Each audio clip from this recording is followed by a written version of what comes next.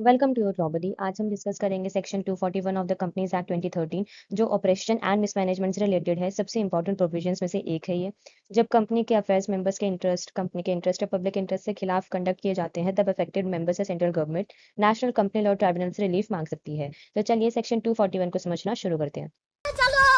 इसका सबसेक्शन 1 कहता है कि कोई भी मेंबर ट्राइब्यूनल यानी कि एनसीएलटी के पास एप्लीकेशन फाइल कर सकता है अगर उसे लगता है कि कंपनी के अफेयर्स पब्लिक इंटरेस्ट के खिलाफ कंडक्ट किए जा रहे हैं या फिर किसी मेंबर या फिर मेंबर्स के लिए ऑप्रेसिव है या फिर कंपनी के इंटरेस्ट के लिए प्रेजुडिशियल है। इस सिचुएशन में मेंबर एनसीएलटी से प्रोटेक्शन और रिलीफ मांग सकता है।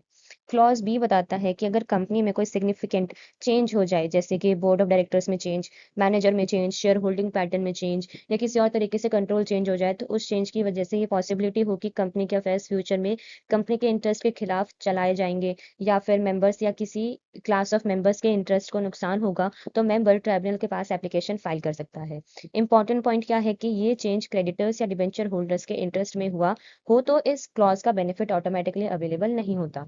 कंडीशन है कि एप्लीकेशन वही मेंबर फाइल कर सकता है जिसे सेक्शन 244 के अंडर एप्लीकेशन करने का राइट मिला हुआ हो।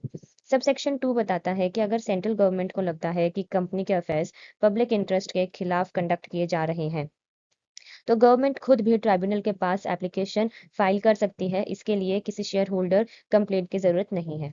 अब इसके बाद है एक प्रोवाइजो। ये बताता है कि प्रिस्क्राइब्ड कंपनीज या क्लास ऑफ कंपनीज के केसेस एनसीएलटी प्रिंसिपल बेंच के सामने फाइल किए जाएंगे और वही बेंच उन मैटर्स को हियर करेगी।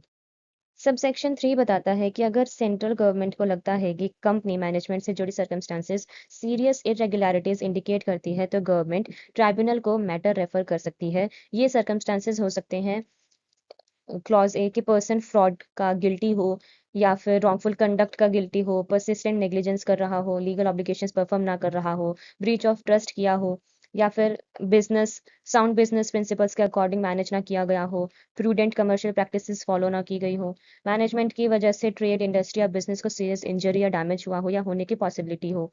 फिर है कि बिजनेस क्रेडिटर्स को चीट करने के इंटेंशन से कंडक्ट किया गया हो, मेंबर्स को हार्म करने से इंटेंशन से कंडक्ट किया गया हो, फ्रॉडुलेंट पर्पस के लिए कंडक्ट किया हो कि अनलॉफुल पर्पसेस के लिए कंडक्ट किया गया हो, तो ऐसे केसेस में सेंट्रल गवर्नमेंट ट्राइब्यूनल से रिक्वेस्ट कर सकती है कि इंक्वायरी करके ये डिसाइड करे whether such person is a fit and proper person to hold the office of director or any managerial office in a company।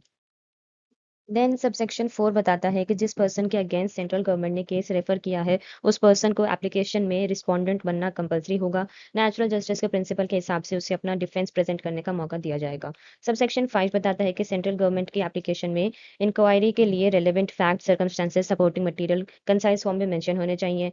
Application central government के द्वारा साइन की जाएगी, वेरीफाई की जाएगी और वेरिफिकेशन का method code of civil procedure 1908 के plaint verification rules के अकॉर्डिंग होगा। ठीक है। अगर आपको ये वीडियो यूज़फुल लगा हो तो वीडियो को लाइक करें, शेयर करें और चैनल को सब्सक्राइब करें। Thank you.